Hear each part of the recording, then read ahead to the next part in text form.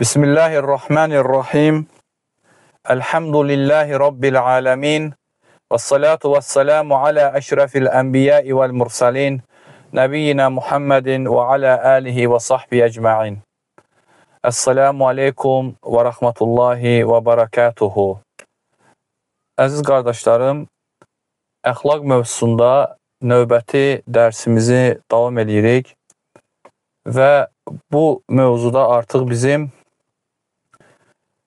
bir çox dərslərimiz olub və bilmək lazımdır ki, əxlaq müsəlmanın həyatında ən önəmli mövzudur. Çünki əxlaqı olanın dini də böyük, möhkəm olur, əxlaqı zəif olanın isə dini də, imanı da zəif olur.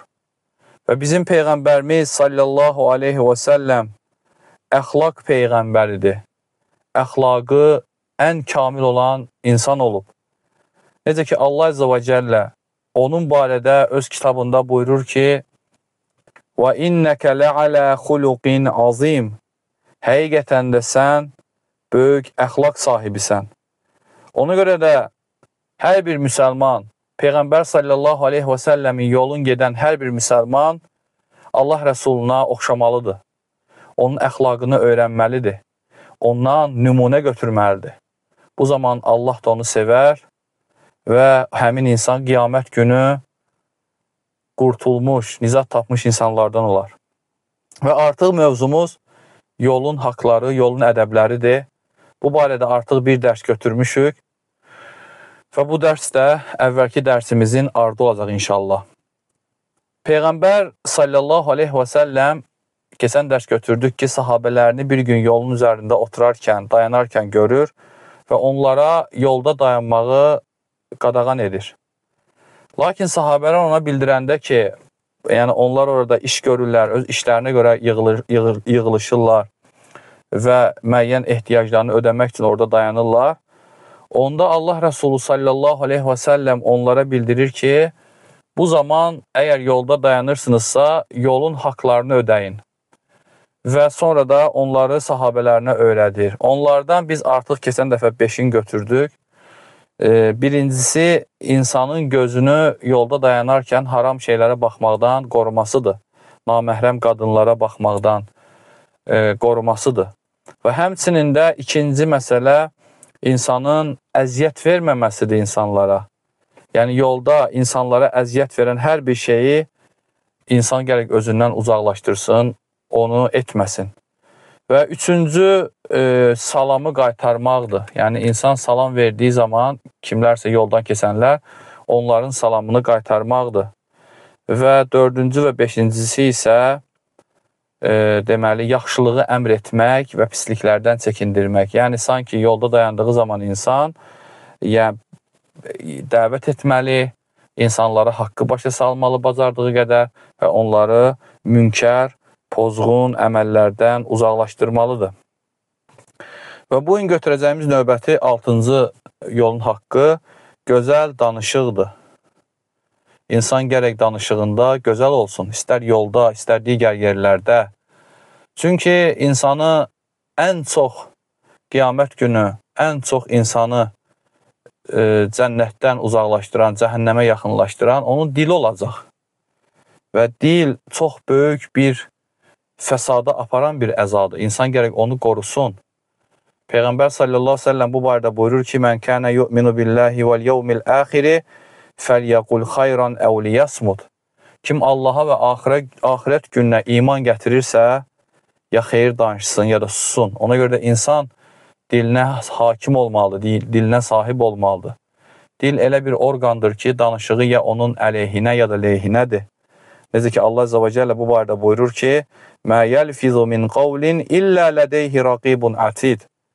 Dediyi elə bir söz yoxdur ki, insanın danışdığı, dediyi elə bir söz yoxdur ki, onu yazmaq üçün yanında hazır durmuş bir gözətçi olmasın. Yəni, sən nə danışırsansa, hamısı yazılır, qeyd olunur və ona görə də insan gərək dilinə sahib olmalıdır. Və həmçinin də bu yolda da olduğu zaman belə olmalıdır. Yəni, kiməsə söz atmamalıdır, kimisə qeybətini etməməlidir, kimisə dalıca danışmamalıdır, nəmmamlıq etməməlidir və s. Dilin fəsadları, dilin günahları çoxdur. Allah hər birimizi onun şərindən qorusun. Növbəti yolun haqlarından 7-cisi insan azmış insana, yolu azmış insana, yolda çətinlik görən insana yardım etməsi, yolu göstərməsi. Necə ki, Peyğəmbər sallallahu əleyhi və səlləm buyurur ki, insanın bədənində olan o oynaqlar ki var, hansı ki o oynaqlar insanın bədənində olur, 360-a yaxın oynaqdır. Hər birinin insanın boynunda sədəqəsi var. Yəni, hər bir oynağa görə insan gün ərzində sədəqə verməlidir.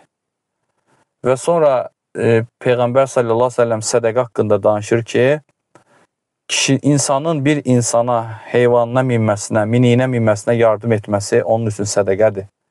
Və həmçinin bir insana yükünü kömək eləmək, yəni ki, bir insanın heyvanında yükü var, o yükü qaldırıb o insan üçün, o heyvana qoymaq, miniyə mindirmək, bu o insan üçün sədəqədir.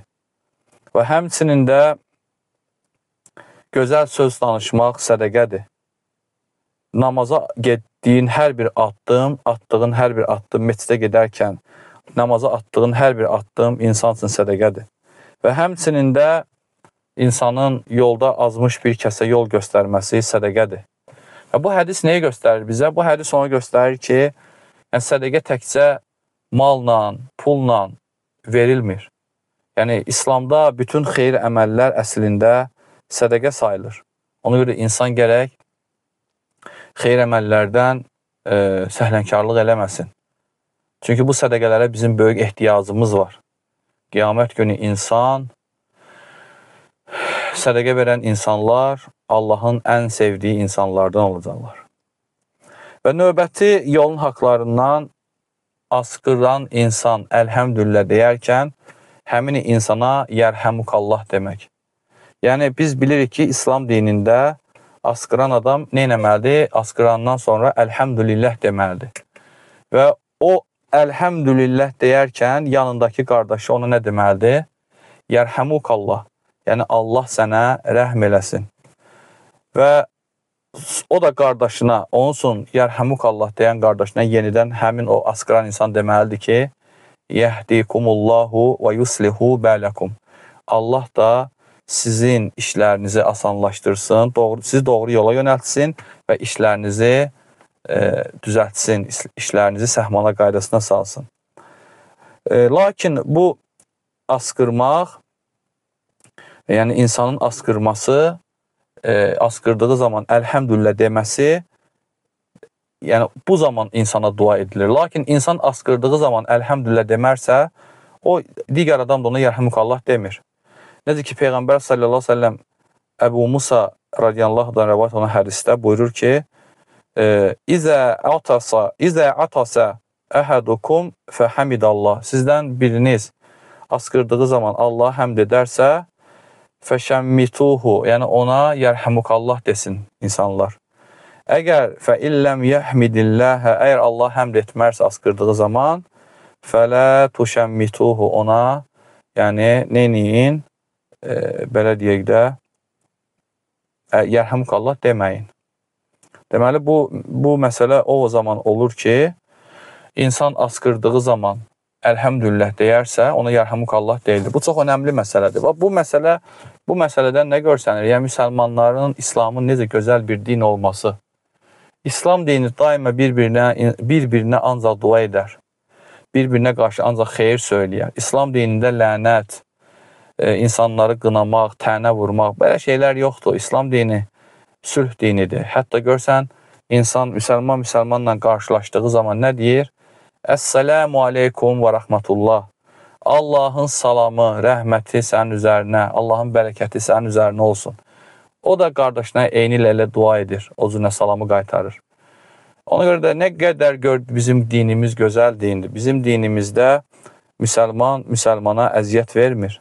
İstər dili ilə, istər əməli ilə əziyyət vermir. Çünki müsəlman o kəsdir ki, necə Peyğəmbər sallallahu əleyhi və səlləm buyurur, digər müsəlmanlar onun dilindən və əlindən salamatdırlar. Əsl müsəlman belə müsəlmandır. Yoxsa ki, insanlara dilinlə, əməlinlə əziyyət verərsənsə, sən Allah yanında sevilən insan deyilsən, onu biləsən. Və başqa bir yolun haqlarından 9-uncusu yardımlaşmaq. Yəni yolda çətinlik görən insana yardım etmək, onun sıxıntısını aradan qaldırmaq. Necə ki Peyğəmbər sallallahu aleyhi və səlləm buyurur ki, hər bir müsəlman sədəqə verməlidir. Hər bir müsəlman sədəqə verməlidir. Sahabələr soruşdular ki, ey Allahın Peyğəmbəri, yəni insan sədəqə verməyə bir şey tapmırsa, onda necə? Onda Peyğəmbər sallallahu aleyhi və səlləm buyurur ki, öz əlləri ilə işləyib qazansın və bu qazancından həm özü faydalansın, həm də başqalarına sədəqə versin. Yəni insan işləsin, işlədiyi zaman həm ailəsini saxlasın və həm də artıq qalırsa Allah yolunda ondan sədəqə versin. Sahabələr yenə soruşdular, əgər bunu edə bilmirsə, onda Peyğəmbər sallallahu aleyhi və səlləm buyurur ki, ehtiyacı olan çarəsiz adama kömək eləsin. Yenə sahabələr soruşurlar ki, ey Allahın Rəsulu, birdən insan bunu da eləməyə bacarmasa, Peyğəmbər sallallahu aleyhi və səlləm buyurur ki, yaxşı işlər görsün və pis əməllərdən çəkinsin, həqiqətən bu onun üçün sədəqə olar. Və baxın, yəni İslam dininin gözəlliyinə, İslam dininin böyüklüyünə, yəni İslam dini təkcə var dövlətlə sədəqə verməyi bizə əmr etmir. Yəni, sədəqə ancaq varlılara xas olan əməl deyil ki, ancaq onlar savab qazansınlar. Hər kəs sədəqə verə bilər. Deməli, görürük ki, İslam dinində bütün yaxşı əməllər, bütün xeyirli əməllər sədəqə sayılır. Həmçinin də şər əməllərdən çəkinmək sədəqə sayılır. İnsan əgər öz pisliyini başqasına yəni çatdırmaqdan uzaqlaşarsa Allah üçün, kiməsə pislik eləmərsə, bu da onun üçün sədəqə yazılır. Və başqa bir hədisdə Peyğəmbər sallallahu aleyhi və səlləm buyurur ki, kim bir mömin qardaşının dünya kədərlərindən birini aradan qaldırarsa, Allah da onun qiyamət günü kədərlərindən birini aradan qaldırar. Kim çətinlik içində olan birinə asanlıq gətirərsə, Allah da onun dünyada və axirətdə o adama asanlıq verər. Kim bir müsəlmanın eyiblərini örtərsə, Allah da dünyada da, axirətdə də həmin o müsəlmanın eyiblərini örtər. Və sonda Peyğəmbər sallallahu aleyhi və səlləm buyurur ki, qul, yəni insan qardaşına kömək etdiyi müddətcə Allah da həmin insana yardım edir. Deməli, bu da əzəmətli bir hədisdir. Vallahi, hər birimiz kim istəmir ki, biz qiyamət günü çətinliklərdən qurtaraq. Ona görə də insan gərək qardaşlarına yardım etsin ki, Allah da ona o yardımına görə ona kömək etsin. Hər birimizin qiyamət günü kifayət qədər çətinlikləri, sıxıntıları olacaq. Günahlarımız çoxdur, savablarımız azdır və qiyamət günü hər kəs qəm-kədər, qüssə içində olacaq, hər kəs qorxacaq. Lakin Allah bu dünyada kim qardaşlarına yardım edirsə, onların çətinliklərini aradan qaldırırsa, onlara da Allah yardım edəcək. Ona görə insan gərək müsəlmanların çətinliklərini, kədərlərini aradan qaldırmağa çalışsın. Onlara yardım eləməyə çalışsın. Əgər sənin axirət gününə imanın varsa, axirət gününə inanırsansa, o gündən qorxursansa, o gündən qurtulmaq istəyirsənsə, bu da insan üçün bir fürsətdir. Bu hədis insan üçün bir fürsətdir ki, sən qiyamət günü qurtula biləsən. Və sonra Peyğəmbər həmin hədisində buyurur ki, kim bir çətinlik içində olan müsəlmana asanlıq verərsə. Yəni, bu çox təfsirçilər gətirirlər ki, bu borcu olan bir müsəlmandır. Yəni, sən bir qardaşın sənə borcludursa, çalış ona möhlət ver imkan daxilində. Və bu möhlət verdiyin müddətcə verdiyin o borc pul sənin üçün sədəqə yazılır. Məsələn, sən bir qardaşına 100 manat borc pul vermisənsə və görsən ki, onun sıxıntısı var və ona möhlət versən ki, eybi yox, sən qaytararsan, hasan imkan olar və sənin bu möhlət verməyin o pulun sənin üçün hər gün sədəqə yazılmasına səbəbdir. Hər gün təsəvvür edir ki, sənə 100 manat sədəqə yazılır. Və yaxud da ondan da dəhşətlisi, o borcu bağışlayarsan qardaşına, görərsən ki, qardaşının sıxıntısı var, ehtiyacı var, o pulu versə daha da sıxıntısı olacaq. Bağışla qardaşına, denən ki, Allah üçün sənə bu pulu keçirəm. İnşallah Allah əvəzini verər onun insana. Axirətdə Allah da onu asanlaşdırar, imtahanını yüngülləşdirər. Və burada həmçinin də borcu olan qardaşlar da gərək səhlənkarlıq eləməsinlər. Borc təhlükəli bir məsələdir. Yəni, qiyamət günü borc bağışlanmır. Hətta şəhidin belə borcu bağışlanmır. Ona görə də borc qul haqlarındandır. Sən o qul haqqını ödəməsən, sənin o qul haqqı qiyamət günü başqa əməllərinlə ödəniləcək. Allah qorusun. Necə ki, müflis hədisində Peyğəmbər sallallahu aleyhi ve sellem müflisi bizə izah edir ki, müflis insan kimdir? Yəni, qiyamət günü çoxlu əməllərlə gələcək, lakin onun haqqına girib, onu aldadıb, onu söyüb, onun savabları veriləcək o haqqına girdiyi müsəlmanlara və sonda savabı qalmayacaq, başqalarının günahları ona yüklənəcək. Bax, əsl müflis budur. Ona görə borcu olan da çalışsın ki, əlinə imkan düşəndə borcunu qaytarsın, yəni səhlənkarlıq eləməsin. Və sonra bu hədisdə keçirir ki, müsəlmanların eyblərini örtmək. Bu da çox önəmli məsələdir. Yəni, bizim boynumuza şərtdir ki, yəni, biz gərək müsəlmanların eyblərini örtək, cəsusluq eləməyək. Cəsus o kimdir? O kəsdir ki, gecən gündüz müsəlmanların eyblərini axtarır, evindən çıxır, ancaq müsəlmanların eyblərini axtarır ki, görəsən, filənkəsin eybi necədir, filənkəsin eyb edir. Bu cəsusdur. Allah Əzzə və Cəllə Quran-ı Kərimdə bunu qadağan eləyib ki, bir-birinizə qarşı cəsusluq eləməyin. Müsəlman gərək bir qardaşının eybini gördüyü zaman onu bacardığı qədər örtsün, yaymasın və həmin qardaşına nəsiyyət etsin. Onu belə deyək, o günahdan çəkindirsin. Necə ki, başqa bir hədisdə Peyğəmbər sallallahu aleyhi ve sellem buyurur ki, ey dilləri ilə iman gətirib, hələ qəlblərinə iman daxil olmayan müsəlmanlar, bir-birinizin evlərini açmayın, yoxsa Allah evinizin içində də olsa belə sizin evinizi açar. Çox təhlükəli məsələdir. Allah qorusun, qiyamət günü Allah sənin evləri açar. O günləri zaten bütün sirlər açılacaq. Bütün qəlblərdə olanlar, gizliliyində olanlar aşkara çıxacaq. O gün bizim çox doğru tanıdığımız bir çox insanlar yalansız olacaq. Ona görə insan gərək qorxsun Allahdan ki, Allah da qiyamət günü onun eyblərini insanlara göstərər.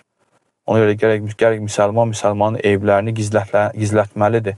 Qardaşı üçün dua etməlidir ki, o eybdən çəkinsin və ona nəsiyyət etməlidir. Əsl haqq yol budur. Əsl əxlaq sahibi olan kəs budur. Və sonda, hədisin sonunda nə gəlir? Müsəlmana Allah o zaman yardım edir ki, həmin müsəlman qardaşına yardım edir. Yəni, Allah daim o müsəlmana yardımı kəsilmir ki, o müsəlman da qardaşlarının yolunda çalışır, onlara yardım edir. İstər maddi cəhətdən, istər fiziki cəhətdən, istər mənəvi cəhətdən onlara nəsiyyət edir və s. Ona görə də bu əməldən gərək insan yorulmasın. Və həmçinin də yolun haqlarından qardaşlar, azan insan dedik ki, doğru yola yönəltmək. Necə ki, Peyğəmbər sallallahu aleyhi ve sellem bir hədisində buyurur ki, müsəlmanın üzünə gülmək, müsəlman qardaşının üzünə gülmək insansın sədəqədir. Yaxşılığı əmr edib pisliklərdən çəkindirmək sədəqədir. Azmış bir müsəlmana, yəni o yolu tapa bilməyən bir müsəlmana və yaxud da gözü görməyən bir müsəlmana, gözlərində zəiflik olan bir müsəlmana yolu göstərmək sədəqədir. Yoldan insanlara əziyyət verən daşı, tikanı, sümüyü və başqa maneələri təmizləmək sədəqədir. Və su çəkib, quyudan su çəkib qardaşının qabına o suyu tökmək, bu da sədəqədir. Bu da əzəmətli bir hədisdir. Yəni, insan müsəlmanların üzrə daima təbəssüm eləməlidir. Müsəlmanlar bir-birinin üzünə gülməlidir və bir-birlərinə xeyir işlərdə yardım etməlidirlər. Bir müsəlman bir müsəlmana daima xeyir işində yardım etməlidir, ona kömək etməlidir. Onun savab qazanmasında bir-birimizə yardımlaşmalıyıq. Həmçinin günahlardan çəkinməkdə bir-birimizlə yardımlaşmalıyıq. Daima bir-birimizə nəsiyyət etməliyik. Və bunlar çox önəmli məsələlərdir. Çox önəmli məsələlərdir. Ona görə də bu hədis bizə göstərir ki, sədəqə təkcə pulla, malla kifayətlənmir. Yəni, İslamda edilən bütün yaxşı əməllər Allah üçün, onlar hamı sədəqə sayılır.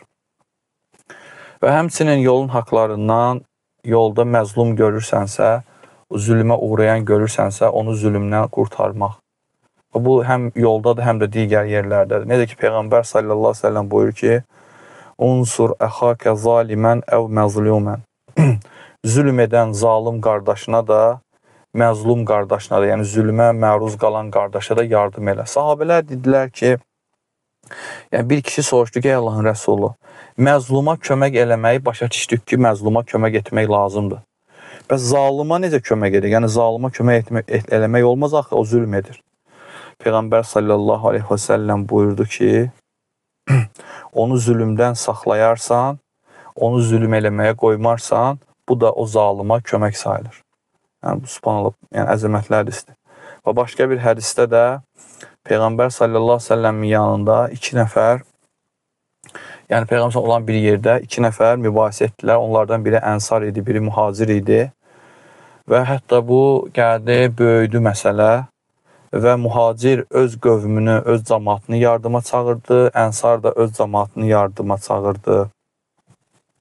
Və bunu görən Peyğəmbər sallallahu aleyhi və səlləm qəzəblənir və deyir ki, bu nədir? Cahiliyyə dövrünün çağırışını mı edirsiniz? Sonra Peyğəmbər sallallahu aleyhi və səlləm buyurur ki, elə isə eybi yoxdur. Qoy insan qardaşına, yəni qoy insan qardaşına ya zalim ya da məzlum olsa da kömək etsin. Yəni o müsəlman zalimdir da, məzlumsa da ona kömək etmək lazımdır. Dediyimiz kimi, məzlumu zalimin zülmündən qurtarır. Zalimi isə qadağan edir, zülmü qadağan edir, onu zülm etməkdən qoymur. Bu da zalim üçün yardımdır, köməkdir. Və bu hədis əzəmətli hədisdir. Peyğəmbər sallallahu aleyhi və səlləm burada bir əməli cahiliyyə əməli adlandırdı. O da hansı idi? Hər iki tərəfin öz qövmünü yardıma çağırması. Bu əvvəllər ərəblərdə yayılmış bir məsələ idi.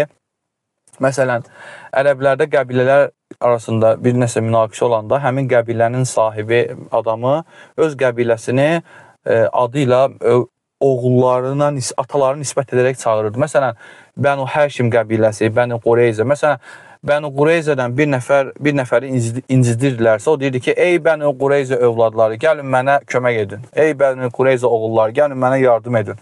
Yəni, öz qəbiləsini yardıma çağırdı özünə tərəf. Lakin bu cahiliyyə əməlidir. Niyə görə? Çünki insan, müsəlmanda əslində belə şey olmalı deyil. Müsəlman öz yaxının sənin zalim olsa, sən öz yaxınlığın tərəfini tuta bilmərsən, əksinə onu cəzalandırmalısan, ona tərəf yox, qarşındakı qardaşına tərəf çıxmalısan. Yəni, müsəlman ədalətli olmalıdır. Tarix boyu müsəlmanlar, bax, beləncik olublar deyənə, İslam dini yayılıb, İslam dini insanlar içində sevilib. Çünki müsəlman öz yaxını olsa belə, əgər o yaxını düzgün danışmırsa, düzgün yolda deyilsə, yaxud da zalimdirsa, onun zülmünə göz yummamalıdır. Qarşı tərəf məzlumdursa, o qarşı tərəfdəki məzluma yardım etməlidir. Zalıma yox, öz yaxını olsa belə. Bu müsəlmanın sifətidir, müminin sifətidir. Bu tarixdə çox olub, sahabələr içində, tabinlər içində. Yəni, məsələn, Əli radiyallahu ilə bir kitab əhlindən olan bir nəfər arasında bazarda olan münasibət. Əli radiyallahu bazarda gəzərkən öz zirehini həmin Yahudinin satdığını görür və deyir ki, bu zireh, qalxan mənimdir. Yahudi isə deyir ki, xeyr, bu qalxan mənimdir, bunu mən tapmışam, bu mənə məxsusdur. Onlar arasında mübahisə yaranır, onda Əli radiyallahu xəlifə olur, müsəlmanların xəlifəsi. Və Yahudi də bunu tanımır, üzdən görməyib. O da müsəlmanların içində yaşayan bir Yahudidir, kitab əhlidir. Və məsələni aparırlar, qazinin yanına çatdırırlar. Qazi Əli radiyallahını görən kimi tanıyır. Çünki qazinin zaten Əli radiyallahu təyin edib ora. Və deyir ki, ya əmir əl-müminin nəcəb buraya gəlmirsən? Yahudi bunu eşdən kimi az qalsın ki, ürəyə geçsin. Yəni, təsəvvürlə deyir ki, mən kafirəm, kitab əhliyəm. Bu isə qarşımdakı kimdir? Xəlifə və bu da onun qazisidir. Bunlar mənim əleyhimə hökm verəcəklər, məni yox edəcəklər. Belə fikirləşir. Lakin hökmü görəndə dəhşətə gəlir. Qalxanın həqiqətən Yahudiyə çatdığına hökm verir qazi Əli radiyallahının əleyhinə.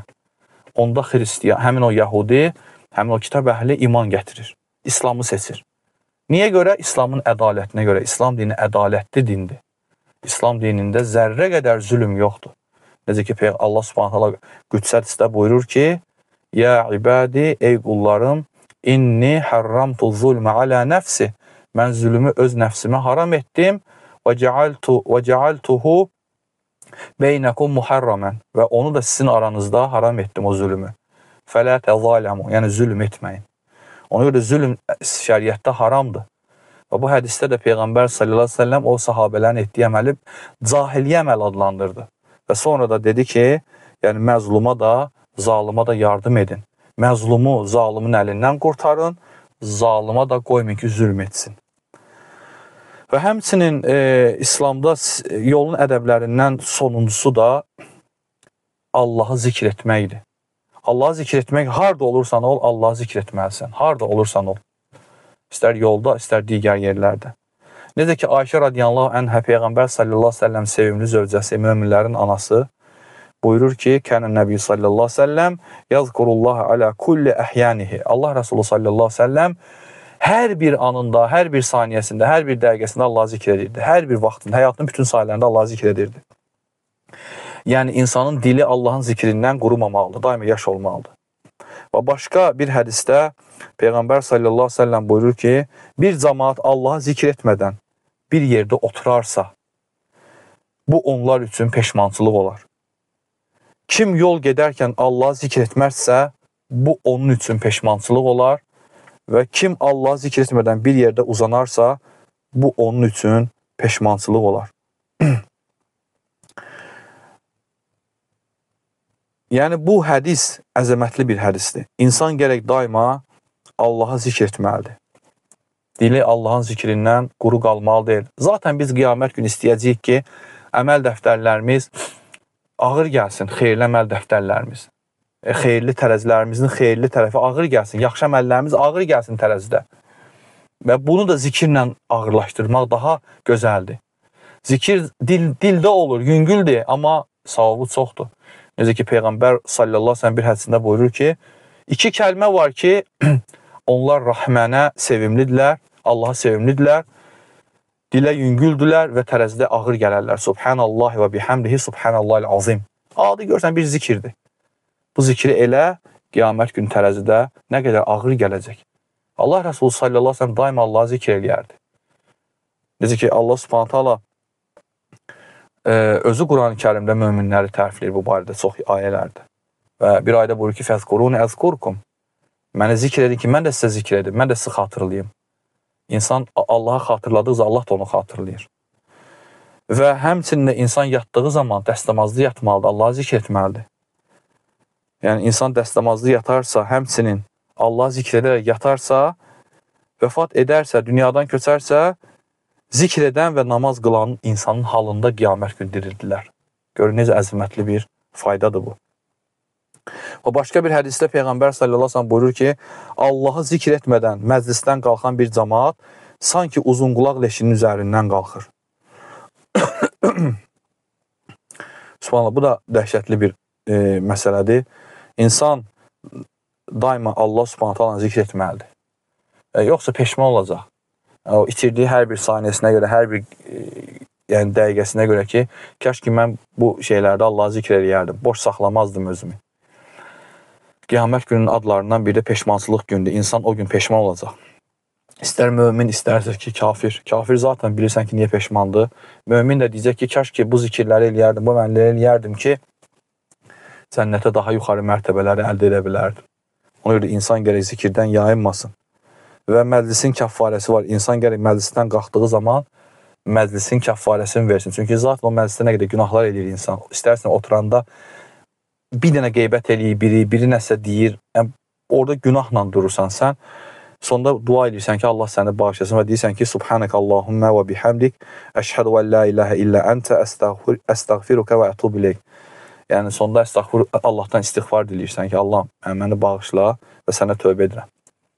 Ona görə insan gərək məclislərdə oturduğu zaman Allahı zikr edən qullarından olsun.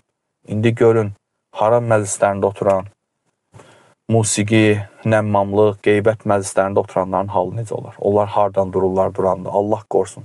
Onlar şeytanın məclisləridir. Allahın məclislərində belə şeylər ola bilməz heç vaxt.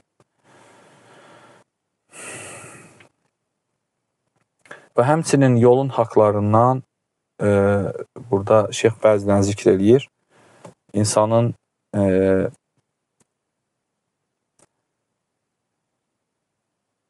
yəni insanların yolundan insanlara əziyyət verən şeyləri qaldırması. Məsələn, gəlsən yola keçirsən, görürsən ki, yolda ağac var, bir dəmir var, daş var, onu qaldırırsan. Və Peyğəmbər sallallahu əleyhi və səlləm bu barədə buyurur ki, bir nəfər yolla gedərkən yolun üstündə bir tikanlı bir budaq görür və onu götürüb kənara atır. Allah da onun əməlini bəyənib, onun günahlarını bağışlayır. Yəni, bu da əzəmətli bir hədisdir. İnsan bir əməli kiçik görməməlidir. Ola bilər ki, sənin o kiçik gördüyün əməl sənin cənnətə düşməyinə səbəb olar. Allah Subhanahu buyurur ki, "Fəmən ya'mal misqalə zərratin xeyran yarah və mən ya'mal misqalə zərratin şerran yarah." Kim zərrə qədər xeyir eləyərsə onu görəcək, kim zərrə qədər şər eləyərsə onu görəcək. Yəni insan qiyamət günü zərrə boyda şəri də, xeyri də yəni qabağında görəcək. Necə ki, Allah Subhanahu başqa bir ayda buyurur ki, o gün günahkar nə deyəcək? Vay mənim halıma, bu nə kitabdır ki, nə böyük, nə kiçik, heç nəyi unutmayıb, hamısını qeyd edib, yazıb. Ona görə insan gərək kiçik əməli belə kiçik görməsin. Əsas baxsın ki, onu Allah üçün edir. Ola bilər ki, Allah sənin qəlbində o əməli edərkən, o ixlasıvı, o Allah üçün etdiyin o səmimiyyəti sevsin və səni bağışlasın və cənnətə salsın. Adam var ki, 150 min, 200 min sədəqə verir, güya, zahirən. Lakin onun qəlbində riyakarlıq var, minnət var insanlara. Düz ki, Allah son buyurur ki, "Ya eyyuhəllezine amanu la tubtilus sadaqatikum bil manni vel əza." Ey iman gətirənlər, sədaqələrinizi minnət etməklə və əziyyətlə zay etməyin. Yəni ola bilər bir insan sədaqə verir, lakin sədaqəsinin pulu böyükdür, malı böyükdür, lakin etdiyində minnət edir.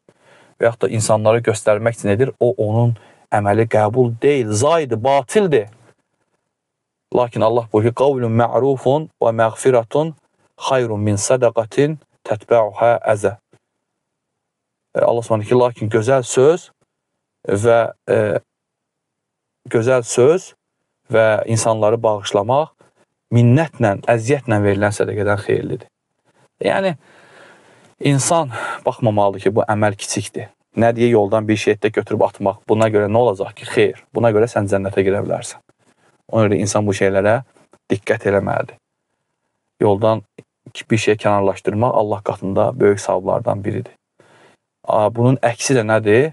İnsanların yoluna, yəni insanlara ziyan verən, belə deyək də, insanlara əziyyət verən, insanlara çətinlik yaradan şeyləri yola qoymaq, bu isə böyük günahlardandır. Məsələn, yola tikan atmaq, yola şiş atmaq, yolu dağıtmaq, insanlar əziyyət çəkir. Bu Allah qatında, Allah qorusun, bəyənilməyən, sevilməyən, Allahın xoşlamadığı əməldir. Ona görə insan bu şeylərə diqqət etməlidir. Və həmçinin də bura daxildir, məscidlərdə təmizlik işlərinin yəni, diqqət eləmək. Peyğəmbər sallallahu aleyhi ve sellem bir hədisində buyurur ki, yəni ümmətimdə müsəlmanların əməlləri, yaxşılıqları və pislikləri mənə bildirildi. Yəni mənə bildirildi ki, filan əməllər yaxşıdır, filan əməllər pisdir. Yaxşı əməllərin içində mənə bildirildi ki, yoldan əziyyət, insanlara əziyyət verən bir şeyi uzaqlaşdırmaq. Bu deyir, yaxşı əməllərin içindədir. Pis əməllərin arasında isə məsciddə yerə tüfürülmüş bəlğəmin bastırılmadan qalmasını gördüm. Yəni kimsə Allah qorusun, yəni məscidə bəlğəm eləyir və onu bastırmır. Bu Peyğəmbər sallallahu aleyhi ve sellemin vaxtında idi. O vaxt yer çınqıl idi, torpaq idi və kimsə tüfürəndə onu bastırırdılar ki, görsənməsin. Bu əslində düzgün murdar bir əməldir. Həmçinin də bugünkü günümüzdə də məsələn Allah qorusun, məscidə tüfürmək, məscidə bəlğəm etmək haramdır. İnsanın əgər o cürünə gəlirsə, bir salfetkaya, bir əskiyə büküb onun cibinə qoyması bu daha yaxşıdır. Yəni onu məscidə atmaq, məscidi zibilləmək haramdır. Məscid Allahın sevdiyi məkanlardandır.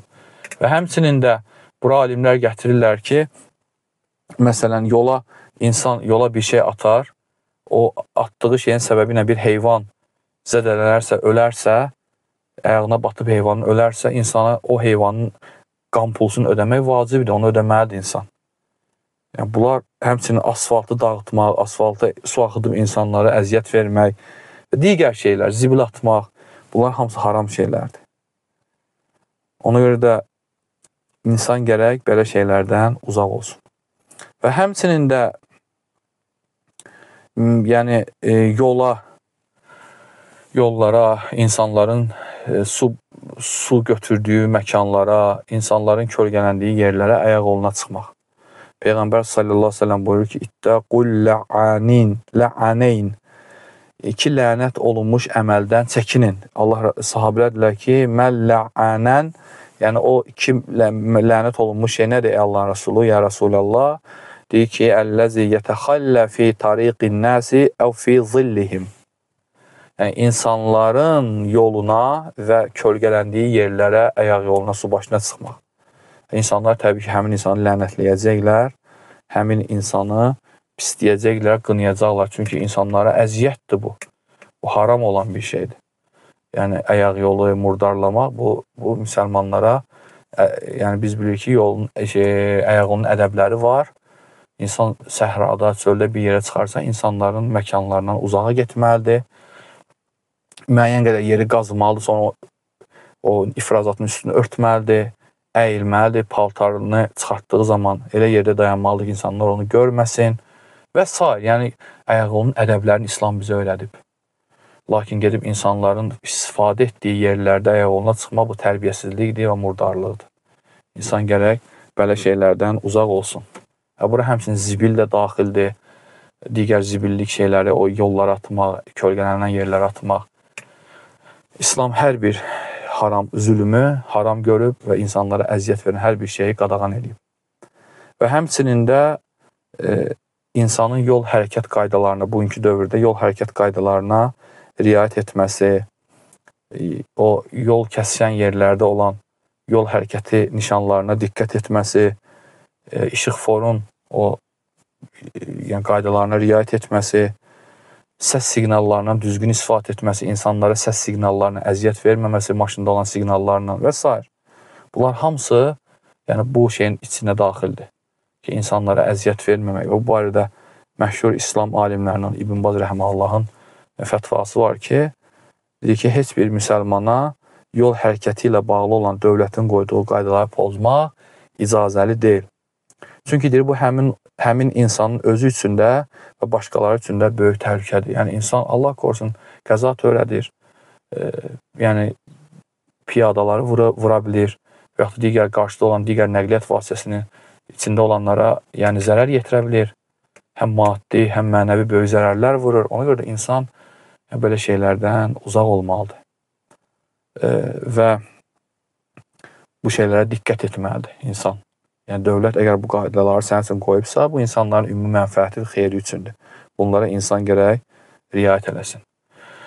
Və sonda bir məsələni də nəzərə çatdırım ki, hədisdə gəlir ki, insanların yoluna əziyyət verən bir şeyi uzaqlaşdırmaq sədəqədir. Bura həmçinin də fiziki şeylərdən əlavə mənəvi şeylər də daxildir ki, yəni bizim yolumuz nədir? Peyğəmbər sallallahu əleyhi və səlləmin yoludur. Siratul mustaqim, doğru yol. Yəni doğru yola maniyə törədən hər bir maniyəni də oradan qaldırmaq bizim hər birimiz üzərinə haqdır. Yəni bura bidətlər, bura şirk və başqa murdar əməllər daxildir. Yəni xüsusən də azdırıcı imamlar, insanları İslam adı ilə azdıran o bidət əhli. Necə ki, Peyğəmbər sallallahu əleyhi və səlləm bir hədisində buyurur ki, Məsih Dəccaldan daha çox sizin qorxduğum nədir? Azdırıcı imamlar. Yəni o insanlar ki, danışırlar, bugün günümüzdə baxırsınız, nə qədər İslamdan danışanlar var, lakin baxırsan ki, çoxsunun danışığı Allahın dininə ziddir, Qurana və sünnəyə ziddir. Ona görə də İbn Sirin rəhməhullah buyurur ki, bu elm sənin dinindir, bax gör dinini kimdən götürürsən. Ona görə də insan gərək elm aldığı şəxsi tanımalıdır, onun haqqında düzgün məlumat olmalıdır ki, ondan faydalana bilsin. Və elm əhlini qorumaq lazımdır, onlar üçün dua etmək lazımdır, onların eyblərini yaymaq olmaz. Allahdan daima onların sabit qalmasını, elmlərini artırmasını istəmək lazımdır. Allahdan istəyirəm ki, Allah subhanahu taala bizi eşitib faydalananlardan eləsin. Düzünü Allah bilir və sallallahu alə nəbiyinə Muhammedin və alə alihi və sahbə ecmain.